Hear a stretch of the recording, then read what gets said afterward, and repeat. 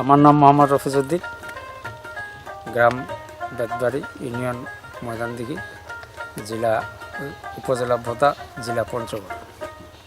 আমি এই miracle growth ব্যবহার করে আমি দেখছি যে গাছের আমার অনেক ভালো, এবং আশা করি আল্লাহর রহমতে রেজাল্ট খুবই ভালো হবে। এবং এর আগে যেগুলো পণ্য ব্যবহার করেছি তাতে আমি সুবিধাজনক রেজাল্ট আমি পাইনি। আশা করি এই মিরাকেলগুলোতে কোম্পানির, লুমিনাস কোম্পানির পণ্যগুলো ব্যবহার করে আমি ইনশাল্লাহ হয়তো আমি লাভবান হব।